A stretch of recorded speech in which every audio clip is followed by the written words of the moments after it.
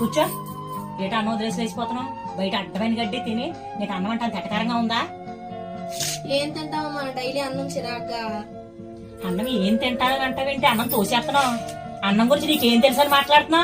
పెద్ద పెద్ద చదువులు చదువుకున్న వాళ్ళు విదేశాలు వెళ్ళి ఉద్యోగాలు చేసి గుప్పుడు మెతికిలు లేక అలా బాధపడుతున్నారు. అలాంటి అన్నం నువ్వు తిన్నంటున్నావు. రోడ్డు మీద చూడు ఎంత మందికి అన్నం లేకుండా పడున్నారు. పొట్ట పుట్టుకొచ్చిన వాళ్ళకి గుప్పుడు మెతికిలు లేక బాధపడుతున్నారు. ఇవాళ నీకు ఆ అన్నం విలువ తెలుస్తలేదు. ఈ ఫోన్ పట్టుకొని కూర్చుంటావు. ఈ ఫోన్ లో అన్నం బయట తిన్నావో తెలుస్తలేదు, ఇంట్లో తినవో తెలుస్తలేదు.